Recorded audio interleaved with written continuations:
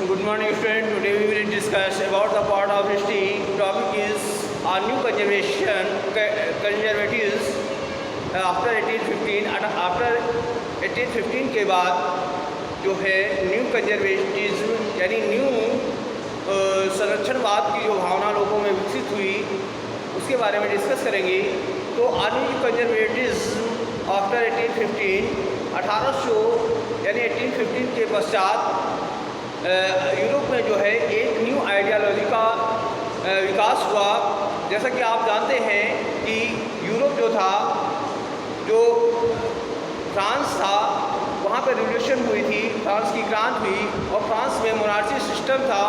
After that monarchy system को किसी तरह से उखाड़ फेंक दिया गया और तत्पश्चात वहाँ पे रिपब्लिक की स्थापना हुई। रिपब्लिक की स्थापना के पश्चात वहाँ पर डिक्टेटरशिप जो है वो नेपोलियन के अंडर में रह कर के डिक्टेटरशिप वहाँ तानाशाही चलती रही और तानाशाही का भी एक दिन अंत हो गया। और वो अंत हुआ 1815 में वाटरलू के बैटल में, जब नेपोलियन जो है पूरी तरह से पराजित हो गया। तो जब नेपोलियन जो है, क्योंकि नेपोलियन जो था वो सिर्फ फ्रांस में ही नहीं, वो पूरे यूरोप में आतंक मचाए हुए था और अर्थव्यवस्था को जो है पूरी तरह से वो नष्ट कर दिया था। तो अब वहाँ पे जब नेपोलियन पराजित हो गया तो उसके पश्चात वहाँ पर एक न्यू आइडियोलॉजी डेवलप हुई कि हमें जो है किस तरह से अब जो है अपनी इकनॉमी को आगे जो है चलाना है, अपनी इकनॉमी को किस तरह से मजबूत करना है। तो एक न्यू आइडियोलॉजी डेवलप हुई और जो न्यू आइडियोलॉजी डेवलप हुई वही जो है न्यू कंजर्वेटिज्म के नाम से जानी जाती है। तो आई होप ये चीज़ आपको क्लियर हो गई कि न्यू कंजर्वेटिज्म क्या है। एक नए आइडियोलॉजी का विकास हुआ कि अब जो है नेपोलियन के पराजय के पश्चात जो है फ्रांस का जो फ्रांस है उसको किस तरह से जो है आगे उसको मजबूती दी जाए। तो ये आइडियोलॉजी थी। इसके पश्चात जो following the defeat of Napoleon in 1815, यानी नेपोलियन जो है वो 1815 में डिफीट हो गया था।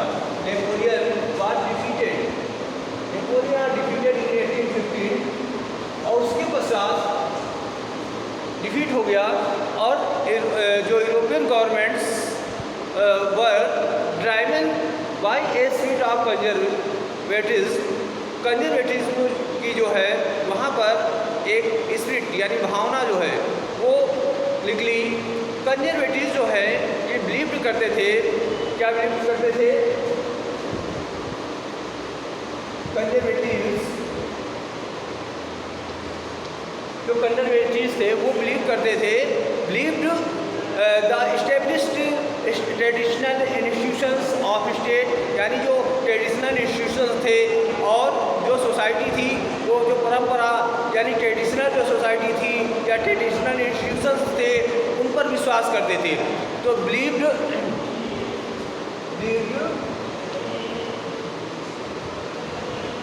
ये जो कंजर्वेटिव्स थे ये बिलीव करते थे,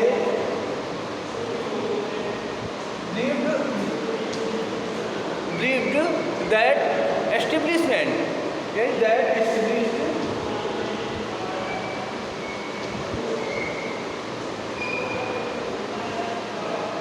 established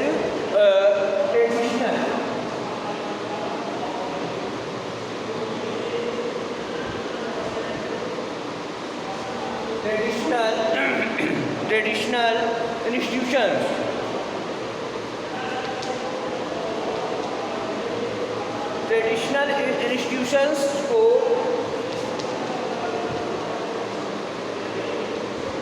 ट्रेडिशनल इंस्टीट्यूशंस जो परंपरागत संस्थाएं थी ऑफ द स्टेट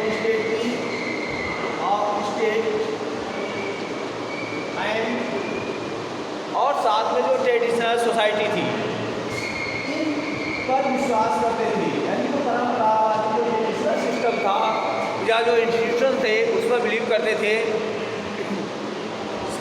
साथ साथ जो है लाइक का जैसे मोनार्ची, यानी जो कंजर्वेटिव्स थे ये मोनार्ची को, चर्च को और सोशल हेराल्टिक्स जो प्रॉपर्टी थी and the families should preserve, इन सब चीज़ों को प्रिजर्व करने के संरक्षण में थे, यानी प्रिजर्व करने के उद्देश्य था इनका कि जो मोनार्ची सिस्टम है, चर्च है, सोशल हेरिटेजेस और properties and the families monarchy है, ये सारी चीज़ों को प्रिजर्व किया जाए। ये जो है कंजर्वेटिव्स चाहते थे।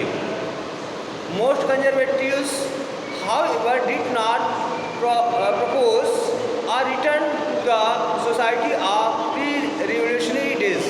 मतलब जो है ये लोग चाहते थे कि जो पहले यानी रेवोल्यूशनरी से पहले जो है सिस्टम था वो सिस्टम जो है दोबारा वापस ना आए। ये चाहते थे कि अब जो है न्यू तरह से सोसाइटी को डेवलप किया जाए। Rather they realized from the change initial by Napoleon that modernization could be an fact of extant traditional institutions like the monarchy।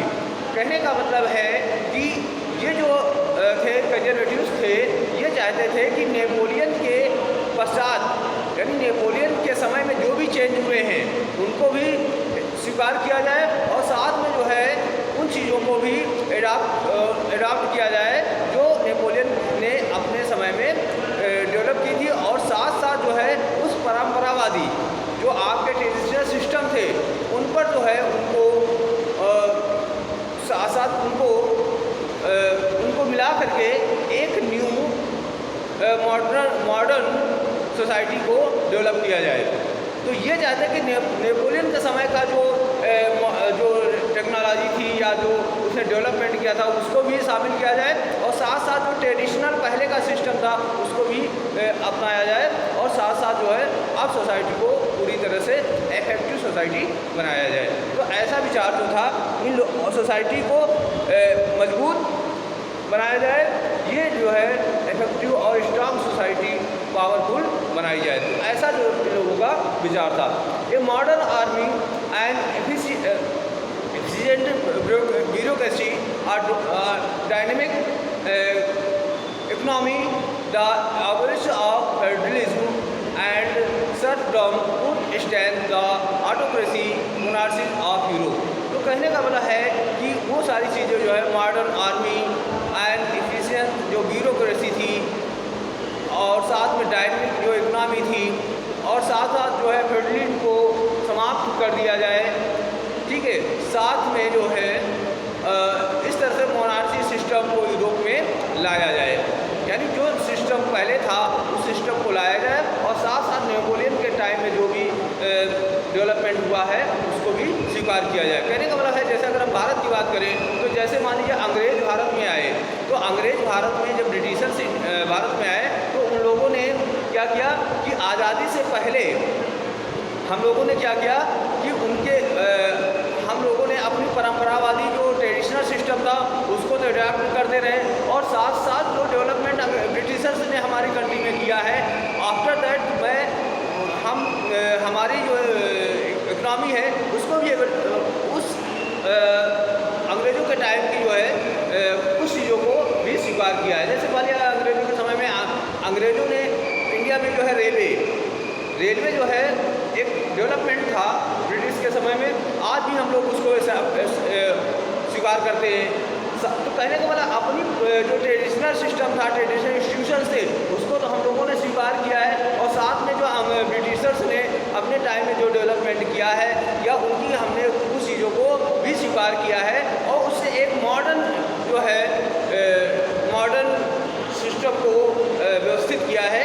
तो इस तरह से जो है ऐसा सेम जो है यूरोप में दिखाई देता है कि हमने जो ट्रेडिशनल सिस्टम को तो माना ही माना है और साथ में नेपोलियन ने जो भी अपने टाइम में डेवलपमेंट किया है उसकी भी चीज़ों को हमने एक्सेप्ट किया है, स्वीकार किया है और जिससे कि हमारा जो है यूरोपीय साम्राज्य जो है एक मजबूत और एक इफेक्टिव पावरफुल स्टेट कंट्री बन सके। तो आई होप जो है ये चीज़ आपको क्लियर हो गई होगी। After 1815 representative of European powers जैसे ब्रिटेन था, Russia, Persia and Austria who had collectively defeated Napoleon. अब नेपोलियन को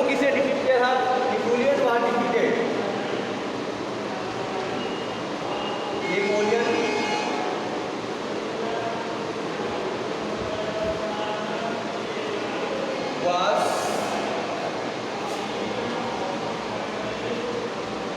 defeated by the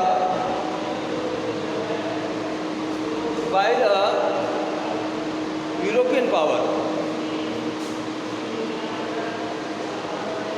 By the European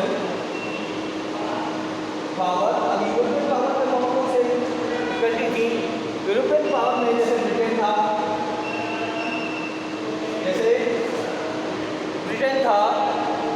साथ साथ ब्रिटेन था और रसिया था।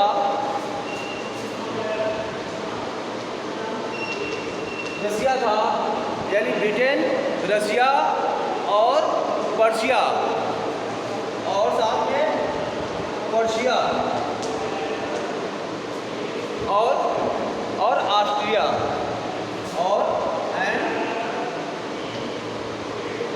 ऑस्ट्रिया था। ये जो है ऑस्ट्रिया, ये ऐसी शक्ति थी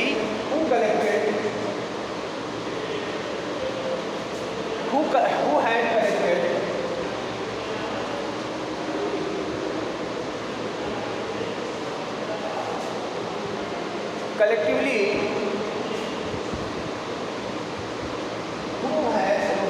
collected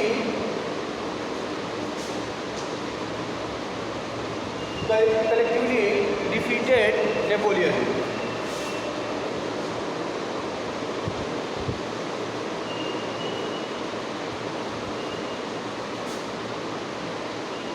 कहने का मतलब है कि नेपोलियन को जो है वो यूरोपियन पावर्स थी, जिसमें से ब्रिटेन था, रसिया थी, पर्शिया और ऑस्ट्रिया, ये सभी जो है कलेक्टिवली होकर के नेपोलियन को पराजित किया था। Meet at Vienna to draw up settlement for Europe. और इसके पश्चात जो है वेना में एक, जो मैंने बताया था, एक ट्रेटी हुई थी, वहाँ पर जो है यूरोपियन सेटलमेंट की बात जो है कही गई थी कि किस तरह से यूरोपियन का सेटलमेंट हो। तो वेना कांग्रेस से ये जो है चीज़ जो है सामने आई थी। तो vena Congress was hosted by the Austrian Chancellor Duke। तो ऑस्ट्रियन चांसलर ड्यूक ने इसको होस्ट किया था।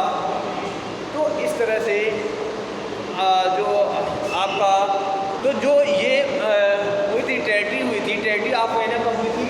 ट्रेटी ऑफ वेना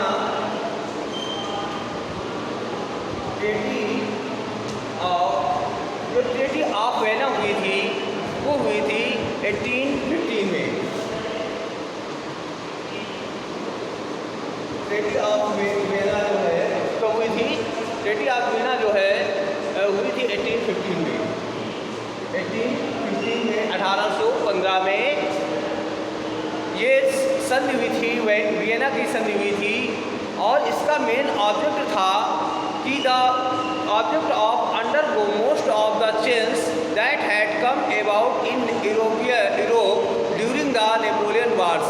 इस संधि का मतलब था कि इस संधि का आयोजन इसलिए किया गया था कि नेपोलियन के वार से जो उस दौरान जो चेंज आए हैं, नेपोलियन के युद्ध के दौरान जो यूरोप में चेंज आए हुए हैं, उन चेंजों को स्वीकार करना, उसका जो है उन चेंजेस को स्वीकार करना, इसलिए जो है इस संधि को जो है या वियना ट्रेटी को आयोजित किया गया था। The Bourbon dynasty which had been disposed during the French revolution. जैसा कि आपने पता था कि जब फ्रेंच की रिवॉल्यूशन हुई थी तो उस टाइम जो है ब्रूनो डायनेस्टी को पूरी तरह से समाप्त कर दिया गया था। Was restored to power and France lost the territories he had annexed under Napoleon. और नेपोलियन के अंडर में जो है फ्रांस का जो बहुत सारे जो है टेरिटरीज थी, उनको जो है नेपोलियन के अंडर में वो आ गई और उन्होंने पूरी तरह से पराजित किया। तो आज सीरीज ऑफ स्टेट्स, बहुत सारी सीरीज हैं, were set up on the boundaries of the French to prevent expansion in future. तो कहने का मतलब है कि इस तरह से जो है यूरोप में जो है पूरी तरह से जो डायनेस्टी थी उसको पूरी तरह से समाप्त कर दिया गया, और जो है अलग अलग जो स्टेट थे उनको भी नेपोलियन ने पूरी तरह से पराजित करके पूरे यूरोप को उत्पात मचा दिया था। तो उनके विरोध में जो है ये संधि हुई थी कि जो वियना का कांग्रेस 1815 में हुई थी, उससे यही हुआ कि जो नेपोलियन ने पराजित जो चेंज आए हैं उन चेंजों को भी स्वीकार किया जाए। तो आई होप जो है ये चीज़ आपको समझ में आ गई होगी कि नेपोलियन का जो शासन था, वैसे भी जो नेपोलियन था वो फ्रांस का था, तानाशाह था, और उसने जो है पूरे यूरोप में उत्पात मचा रखा था, और जिससे कि जो है पूरा यूरोप जो है त्रस्त था। तो उसके विरोध में जो है जैसे ब्रिटेन था, रशिया, पर्शिया और ऑस्ट्रिया, इनकी जो है संयुक्त सेनाएं मिल करके जो है नेपोलियन को वाटरलू के बैटल में जो है 1850 को पूरी तरह से पराजित कर दिया था। तो न्यू कंजर्वेशन का मतलब यही है कि उसने जो है 1815 के पश्चात जो है नेपोलियन ने जो अपने टाइम में जो चेंज हुए हैं उनको, और साथ में जो ट्रेडिशनल सिस्टम था उसको, दोनों को स्वीकार करके जो है एक मॉडर्न यूरोप का गठन करना चाहते थे, जिससे कि जो है यूरोप जो है पावरफुल और साथ साथ जो है एक स्ट्रेंथ मजबूत या स्ट्रांग नेशन बन सके।